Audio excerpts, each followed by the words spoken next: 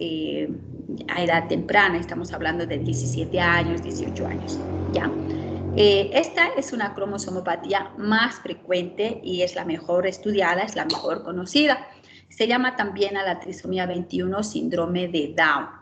Esta trisomía 21 o síndrome de Down es la causa más frecuente de retraso mental que se identifica y que es de origen genético. Ahora, en el 95% de los casos, el síndrome de Down se va a producir por esto, por una trisomía, 1, 2, 3 cromosomas en el cromosoma 21. ¿Ya? Puede haber otro cromosoma acrocéntrico que puede estar en el cromosoma 14, ¿ya? O en el cromosoma 22. También puede haber translocación entre dos cromosomas 21. Ahora, el 1% de los pacientes presentan un mosaico, ¿ya? Tiene un cariotipo normal y tiene trisomía 21. Ahora, no existen diferencias fenotípicas entre los diferentes tipos de síndrome de Down. Entonces, cuando se hace un cariotipo, ¿ya? Esto es importante hacer un cariotipo para un adecuado asesoramiento genético, porque el riesgo de recurrencia va a depender del cariotipo del pequeño. ¿Qué quiere decir? Que cuando una pareja decide tener un pequeño, tener un hijito, y de repente le sale que tiene una trisomía 21 o síndrome de Down, tiene mucho temor de que el segundo niño vaya a venir también con síndrome de Down. Entonces, para determinar qué riesgo tiene, es importante determinar el cariotipo del pequeñito y ver qué riesgo va a tener esta pareja de que pues el próximo niño nazca con el mismo problema, ¿ya? ¿Por qué se caracterizan estos chicos que tienen trisomía 21 o síndrome de Down? ¿Ya? Cuando uno ve a un niñito al nacimiento, cuando recibe uno a un pequeñito al nacimiento, se da cuenta al tiro que lo más probable es que tenga una trisomía 21 por las características o los rasgos físicos que presentan estos niños. Entonces, a veces nace el bebé, uno lo recibe y dice, uy, parece una trisomía 21 y uno se da cuenta al tiro, ¿ya? Pero ¿por qué se caracterizan estos niños? Estos niños se van a caracterizar porque tienen una hipotonía e hiperlaxitud ligamentaria. Y fenotípicamente van a tener rasgos característicos, muy característicos, ¿ya? Son pequeñitos, por ejemplo, cuando revisamos la cabeza y el cuello, puede tener un poquito o leve microcefalia con braquicefalia, pero el cuello es corto. Miren, el cuello es corto. El cuello es corto y la región occipital es plana, es aplanado. Si ustedes se tocan su región occipital, es un poquito abombado y en un recién nacido es más abombado todavía, es más prominente. Por eso cuando tenemos que reanimar a un recién nacido, tenemos que poner, para poder intubar, por ejemplo, y ponerlo en posición de olfateo, tenemos que poner un rollito de toallita entre las escápulas, debajo de los hombros, para tener alineada la línea media, 1, y 2, tenerlo en una posición de olfateo. Entonces, el cuello es corto, el occipital está aplanado y parece que su cabeza fuera chiquita, una leve microcefalia, ¿ya? Los ojitos tienen ciertas características, pueden tener incluso un iris azul, puede haber una pigmentación moteada, que son las manchas de Bruchfeld, que no todos lo tienen, ¿ya? Y las hendiduras palpebrales siguen una dirección oblicua hacia arriba y afuera, lo que se denomina epicanto. A ver, denme un segundo, que se puede observar mejor aquí el párpado superior. Tienen un epicanto, ¿ya? En los ojitos. Ahora, la nariz es pequeña, su nariz es pequeña, y el puente nasal es aplanado. El puente nasal es aplanado. Aquí se puede observar en la fotito que su puente nasal es plano, ¿ya? La boquita es pequeña y por lo tanto pareciera que tuvieran una macroglosia. pero en realidad no es macroglosia, sino que la boca es pequeña. Aquí el chico, como en esta foto pues se puede ver, ¿no? Tiene la lengua hacia afuera y una protrusión lingual. Las orejitas son pequeñas y el conducto auditivo puede ser muy estrecho también. Y además tienen implantación baja de las orejas. Si ustedes van al espejo y hacen una línea entre la ceja y la parte superior de su oreja, es justo a ese nivel de sus cejas está la parte superior de su oreja, de su lóbulo o de su pabellón auricular. En cambio, en los pequeños, la implantación es baja de las orejitas. En tanto a las manitas y los piececitos de estos pequeños son pequeñas, ya generalmente son cuadradas, con metacarpianos falanges cortas, a lo que se denomina braquidactilia y clinodactilia, porque hay una hipoplasia de la falange media del quinto dedo. Y también se puede observar este pliegue al centro único, ya, que se denomina pliegue simiano, ¿no es cierto? Entonces, es así que físicamente o fenotípicamente nos podemos dar cuenta de que se trata de un chico que lo más probable es que tenga una trisomía 21. En cuestión de los genitales, si es niño, el pene puede ser algo pequeño, el volumen de los testículos es menor, pueden tener criptorquidia, ¿ya? La piel es redundante en la región cervical, ¿ya? Piel es redundante, tengo una foto por aquí donde se podía ver, no, ahí no está. Pero la piel transnucal es redundante acá. Entonces tiene pliegue transnucal, ¿ya? Luego tiene una piel reticular que se llama cutis marmorata también, sobre todo en las extremidades inferiores. La piel puede ser seca, se hace hiperqueratósica. ¿Ya? Y obviamente el retraso mental es constante en la trisomía 21, que puede ser de mayor o de menor grado.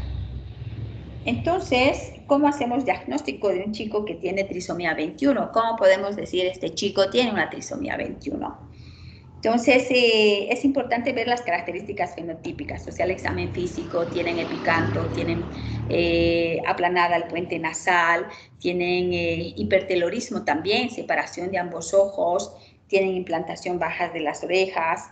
Entonces, uno se da cuenta, tiene pliegue simiano, las manitos son más cortitas y regordetas, la cabeza parece ser más pequeña. Entonces, al examen físico nosotros podemos ver estas peculiaridades que presentan fenotípicamente, o sea, sus rasgos físicos, ¿no? Cuando uno tiene pacientes con trisomía 21, al extender el certificado de nacido vivo, que ahora lo extiende quien recibe al bebé, antes lo hacía el ginecólogo, actualmente lo hace quien recibe al bebé, ¿ya? O sea que si a ustedes les toca, no cuando hagan campo, porque cuando hagan campo ustedes no pueden firmar nada, no tienen el título, pero cuando vayan a trabajar y ustedes reciban, al menos acá en Bolivia, cuando reciban un bebé, ustedes tienen que extender el certificado de nacido vivo. Y cuando tenemos pacientes que tienen alguna alteración cromosómica, alguna genopatía, entonces se clasifica, pero para extender el certificado de nacido vivo, uno tiene que estar seguro de lo que tiene el chico y lo que se pide es un cariotipo, ¿ya? Pues se puede hacer diagnóstico prenatal de la trisomía 21, sí, claro que se puede. Ya se hace un estudio citogenético de las vellosidades coriónicas o del líquido amniótico. Obviamente el riesgo va a depender de la edad materna, o sea, mayor edad, ya cuando una mujer tiene 35, 38, es el primer bebé, 40, aunque la maternidad se ha retrasado bastante, sobre todo en Europa, ya en el primer mundo, entre comillas, porque la mayoría de las mujeres primero quieren realizarse como profesionales, entonces deciden la maternidad después cuando ya son muy grandes, ¿no? Entonces estamos hablando de los 38, 40 años. Entonces, a mayor edad, mayor riesgo de la trisomía 21, la verdad es esa. Entonces, se hace el estudio de las vellosidades coriónicas, el estudio citogenético, y se ve cuál es el riesgo. ¿no? También se hace a las 13 semanas el famoso despistaje cromosómico, donde se mide el pliegue transnucal, donde nos pueden decir si tiene riesgo de trisomía 21. Si se tratara de una trisomía 21, el riesgo de la recurrencia para las mujeres de edad mayores a los 30 años, o sea, es igual, como que tienes el 30% de probabilidad de que se repita que tu bebé pueda tener una trisomía 21. Ahora, sería interesante también saber el cariotipo de la mamá y del papá, ¿no es cierto? Porque si hubiera alguna traslocación en alguno de los progenitores, sea mamá o sea papá, pues no va a influir la edad de la mamá. La mamá puede tener 17 años y su niño tener trisomía 21, ¿no es cierto? Entonces, eso sería también tener el cariotipo de mamá o de papá. Si hay traslocaciones, el riesgo es igual. Si hay una traslocación en el cromosoma 14 o 22, digamos, una traslocación robertsoniana entre dos cromosomas 21, el riesgo de recurrencia es del 100%. Significa que todos los niños, si tuvieran más niños, van a tener trisomía 21. Entonces, eso es muy, muy importante. Si ninguno de los progenitores es portador de alguna traslocación, el riesgo de recurrencia es del 2 al 3%. ¿Qué debemos hacer cuando nosotros tenemos un niño que nace con una trisomía 21 o un síndrome de Down? Es importante solicitar a los papás que tienen que hacer controles periódicos, ¿ya? Y las vacunas son como cualquier otro chico de la misma edad, o sea, se pone al nacimiento, 2 meses, 4 meses, 6 meses, ya al año de edad, ¿ya?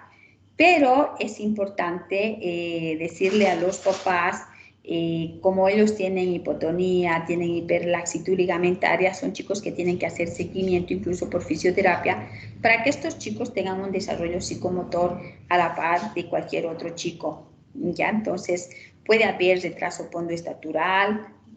Entonces, nuestros pacientes con trisomía 21 pueden tener también problemas cardíacos, pueden nacer con cardiopatías congénitas, pueden tener alteraciones endocrinas, son chiquitos que pueden llegar a tener desnutrición porque son chiquitos que tienen una alteración nutricional, ¿ya?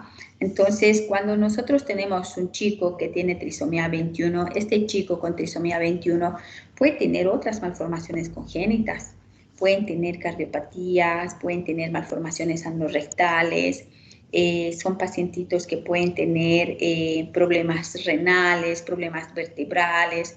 Entonces, tiene de por sí la trisomía 21 tiene riesgos de tener otros problemas congénitos también, ¿no? No siempre encontramos soplos cardíacos, pero el protocolo es que estos chicos tienen que tener su ecocardiografía. En los primeros 2 meses de vida tienen que tener una ecocardiografía.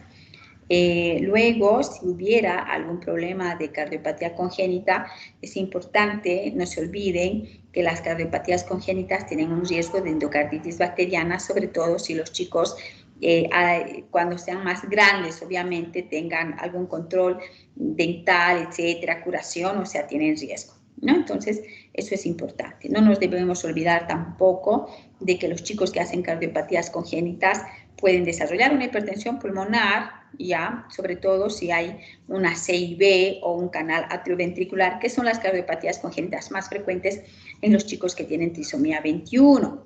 Entonces, es importante.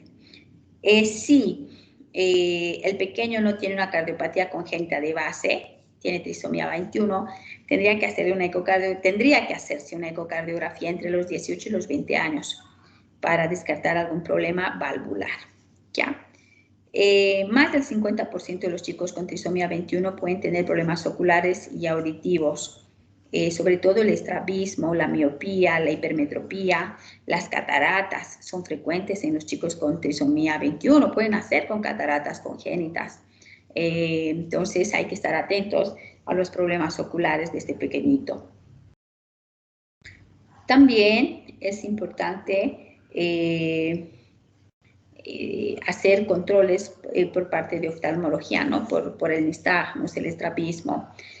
También se puede observar leucocoria entonces es importante remitirlo con el oftalmólogo. Entonces, este chico tiene que tener un manejo multidisciplinar, necesita un cardiólogo pediatra, necesita un oftalmólogo, ¿no? Y con el oftalmólogo obviamente tiene que realizar controles cada 2 años.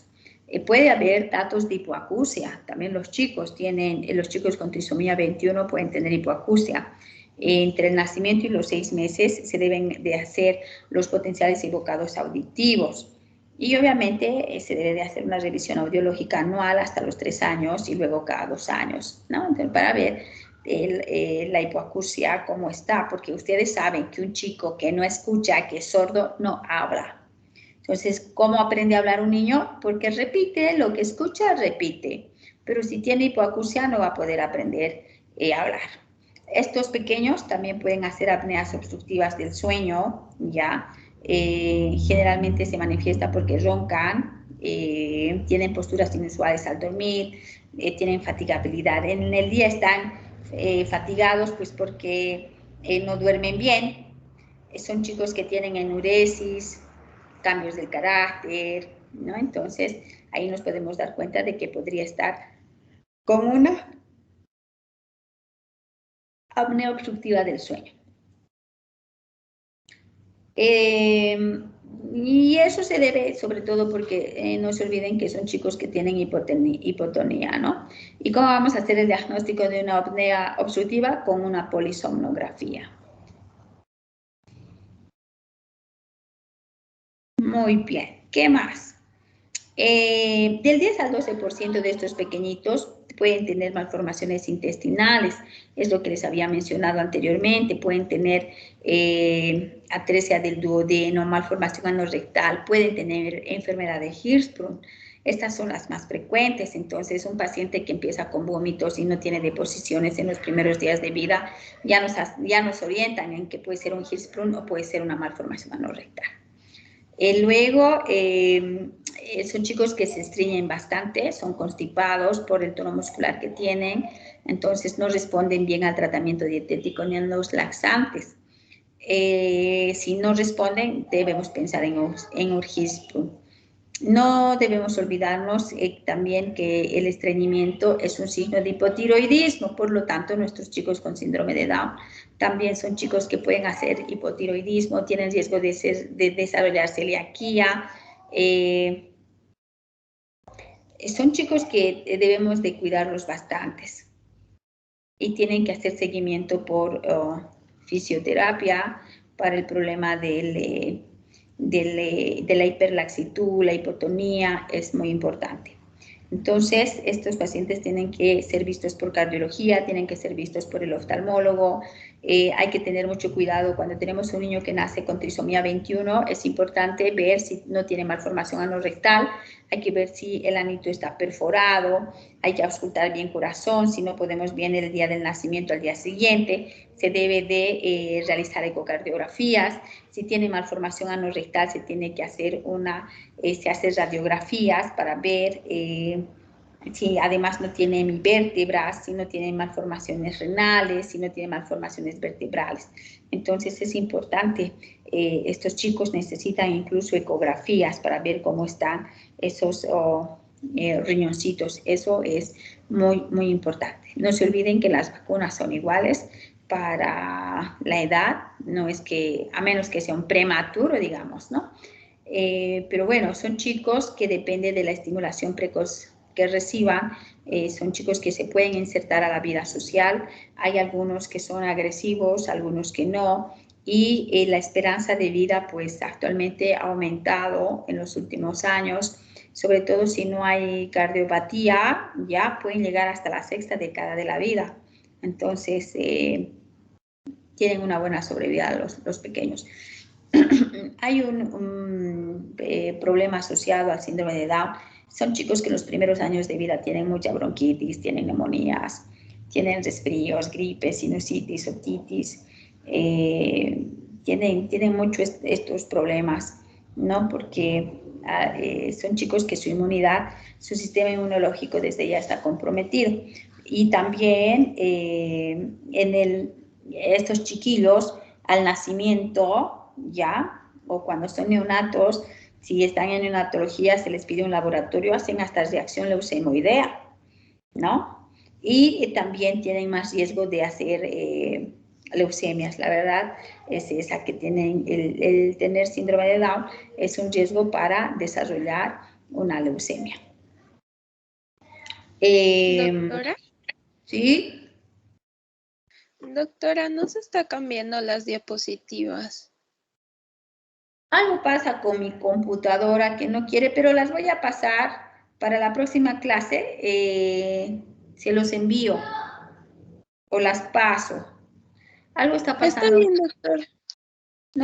No quiere funcionar.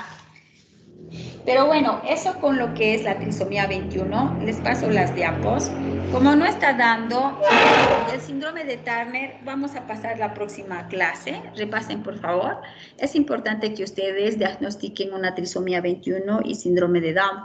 Lo ideal es que estos pacientes se hagan un cariotipo, ¿ya? Y tener, obviamente, para el consejo genético, cariotipo de mamá y de papá para ver si no tienen alguna traslocación y poder hacer un consejo genético para el próximo niño.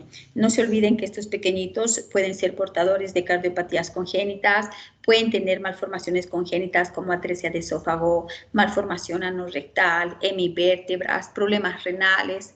Entonces, sobre lo que tienen la trisomía 21, pueden tener asociadas otras malformaciones congénitas, tienen más riesgo que cualquier otro niño de hacer hipotiroidismo. Son chicos que hacen o tienen comunicaciones interventriculares con canales AB completos. Son chicos que tienen cataratas congénitas, hacen miopías y al nacimiento por su hipotonía y la hiperlaxitud ligamentaria pueden no tener un buen reflejo de succión y hacer hipoglicemias. También se tornan histéricos rápidamente por falta de aporte. Son chicos que llegan a hospitalizarse en realidad, ¿no? No es fácil darle una noticia a una mamá o a un papá sobre que su niñito tiene una trisomía 21. Y más si la mamá se ha hecho despistajes cromosómicos como una ecografía a las 3 semanas, que tiene ecografía morfológica a las 21 semanas de gestación. Entonces es duro dar una noticia de que, sobre todo acá en nuestro país, en nuestro medio, es duro darles una noticia de estas a los papás. Estamos acostumbrados a buscar culpables, no tanto echar la culpa, sino buscar culpables, ¿no? Entonces, pasa muchas veces que uno entra a recibir a un recién nacido y te lo pasan al bebé y tú lo ves al bebé y tiene occipital plano, tiene cuello corto, tiene pliegue transnucal, tiene hipertelorismo, tiene epicanto, implantación baja de las orejas, pliegue simiano, clinodactilia. Pucha, no hay donde perderse, ¿ya? Y muchas veces cuando les dices, les explicas a la mamá o al papá, bueno, la mamá está en la mesa quirúrgica con su anestesia y tal, puede que no te entienda. Pero cuando sales de quirófano y le comunicas al papá y le dices, ¿qué les digo?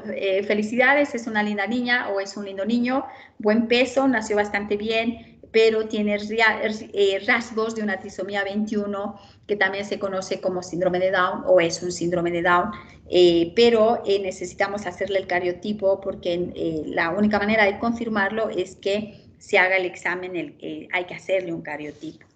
Muchas veces los papás ven a los niños y dicen, se parece al abuelito o se parece a la abuelita. O te dicen, ¿y por qué dice usted que mi niño tiene trisomía 21? ¿Por qué dice que tiene síndrome de Down? Entonces son cosas de esas que obviamente a los papás les cae una bomba la noticia porque tal vez tienen ya les digo, despistaje cromosómico, ecografías morfológicas que todas reportan normales. Obviamente no tienen biopsia de las vellosidades coriales para determinar si eso no es, pero bueno, con esos exámenes muchas personas piensan que con eso está todo perfecto y que pues no, que el bebé está viniendo bien. Muchas veces debemos recurrir a imágenes como estas de la pantalla, en la que uno puede decirle, mire, uno pone síndrome de Down o trisomía 21, le hace un clic y le salen las fotos. Entonces, usted fíjese a su niño y a este pequeño. Tiene los ojitos separados, tiene el párpado superior que cubre parte, está muy plano, se llama epicanto, su nariz es plana, las orejas están debajo de las cejas, saca la lengua todo el rato, ¿no es cierto?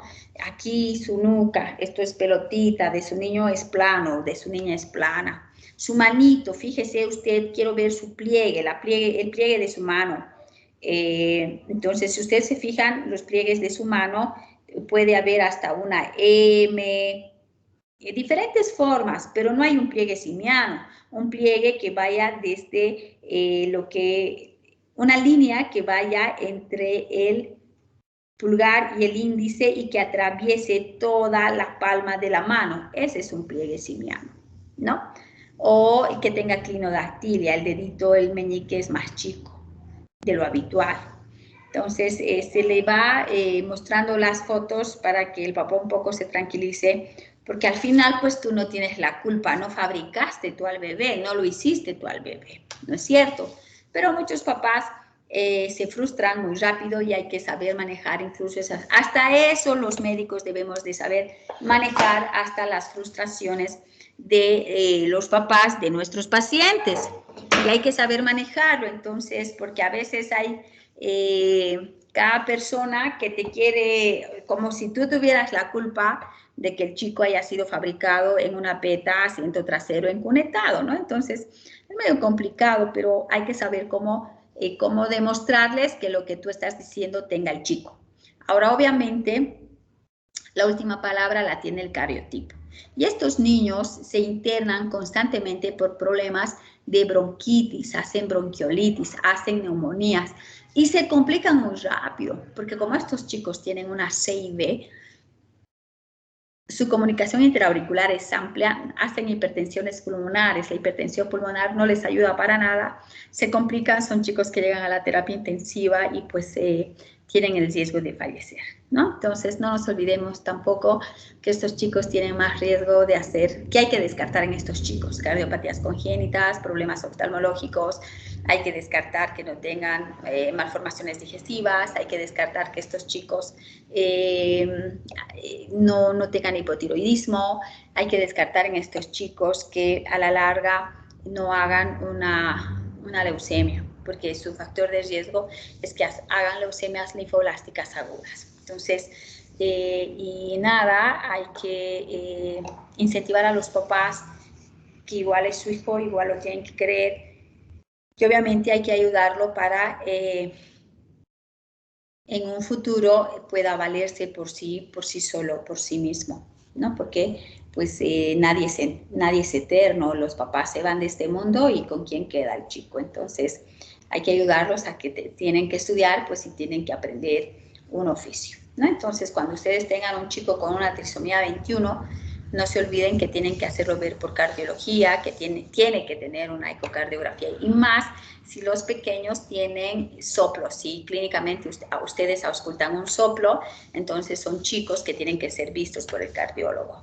¿no? Y obviamente revisarlo al derecho y al revés, hay que ver si está presente el anito, hay que ver si pasa la sondita, si no hay una atresia de esófago, por ejemplo, para que no se pase de que, bueno, lo pasas a alojamiento conjunto y resultados que el chico vomita todo lo que toma y tiene una atresia de esófago. O está tomando la leche, bueno, 24 horas no ha hecho caca, es normal, podemos esperar hasta mañana, 48 horas, y resultados que el chico no hace caca, no tiene anito, ¿no? Entonces hay que tener cuidado al hacer el examen físico de este recién nacido. Y siempre decirles a los papás que sí se trata, tiene rasgos de una trisomía 21, pero aquí hay que hacerle un cariotipo y que el cariotipo va a decirnos si es o no es. ¿Ya? Hemos tenido pacientes que tienen mosaicismos también, que tienen todos los rasgos fenotípicos de una trisomía 21, pero en realidad son chicos que no tienen problema alguno ni de retraso mental. Estos chiquitos tienen cierto grado de retraso mental, la verdad es que tienen una edad cronológica de 5, pero son como chicos de 3, de 2 años, ¿no? Entonces depende mucho de la estimulación que reciban estos pequeñitos para que puedan valerse por sí mismos. Ahora, el riesgo de que una mamá tenga un niño con trisomía 21 definitivamente es la edad. La edad materna, cuanto más edad la madre, más riesgo de trisomía 21. pero ya les había dicho en un principio que hay mamás que tienen 15 años, 17 años y a la pucha, su bebé con trisomía 21.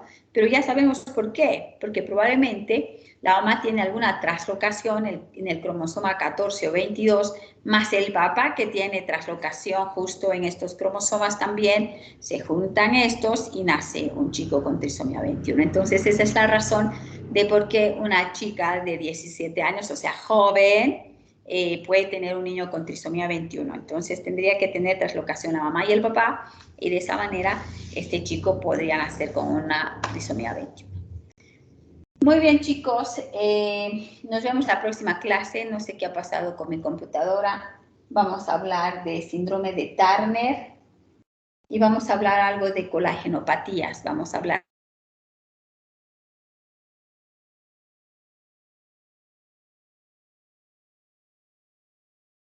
Está bien, doctora. Hasta luego, doctora, gracias. Doctora, una consulta más.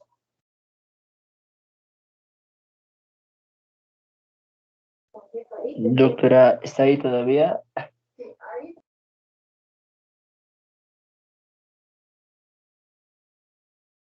Creo que se fue.